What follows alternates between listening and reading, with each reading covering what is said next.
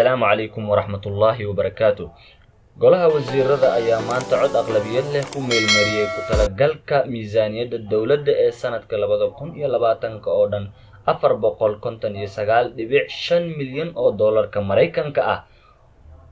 korarka ku yimid miisaaniyadda 2020 badankeedu waa mushaar loo kordhiyay ciidamada qalabka sida oo askari walba uu heli doono mushaar dhan 200 oo doolar bil walba. Ra'iisul Wasaare Xasan Cali Khayre oo kulankan gudoominayay ayaa u mahadceliyay wasaaradda maaliyadda oo miisaaniyadda 2020 ku soo dhameystirtay waqtigii loogu talagalay.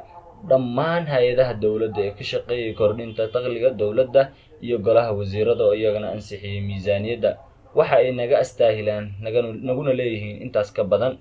waxaan u soo jeesanay inaan ciidankeena kadib shaqadii dheereed ee dib u habeynta inaan tayadooda dhaqaale wax ka qabanno.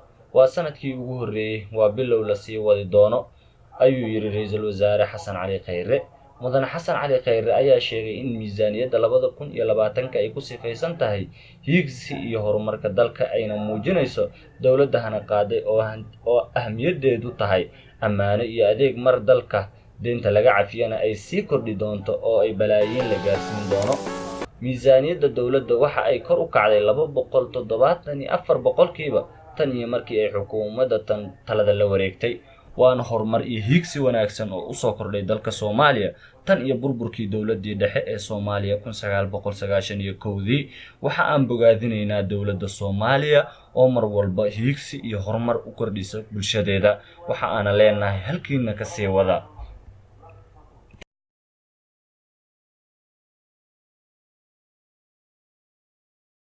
miisaaniyadda 2020 marka ka xukuumad ahaan waxa ku sifaysan hiigsiga iyo horumarka dalka.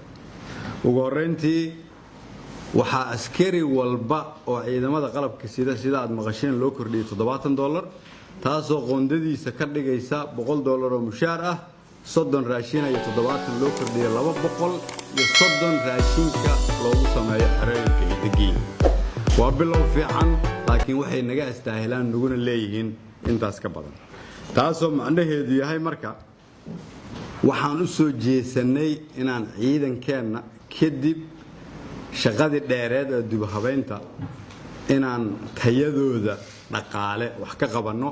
waa sanadkii ugu horeeyay, waa bilow, waana la sii wadi doonaa. waxaa kaloo miisaaniyaddu kaliya ay wax ku kordhisay arrimaha waxbarashada, arrimaha caafimaadka iyo arrimaha dib u dhiska dalka oo kaliya.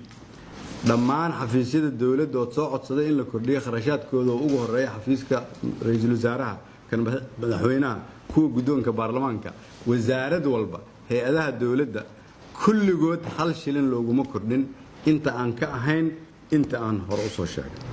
miisaaniyaddu sidaas daraaddeed waxay tilmaamaysaa dawlad ahmiyadeedu ay tahay ammaano iyo adeeg.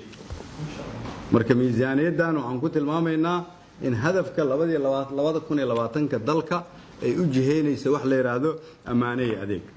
waxaan rabaa golahayga wasiirada inaan uga mahadceliyo shaqada xooggan oo ay dalkan u soo qabteen.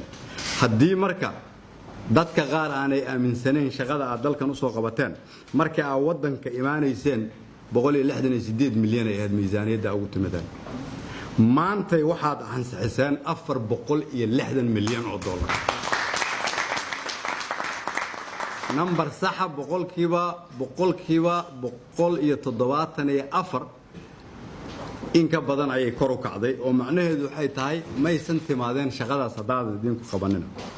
العلس marka inta wadanka aad joogteen in ka badan 70 milyan ayaa sanad walba kor u kacaysay oo sanadka hadda ugu dambeeyay oo ahaa sanadkii xoog ugu badan uu galay oo aad kordhiseen 120 milyan oo dollar dakhliga soo galay dawladda. waana ku mahadsantihiin.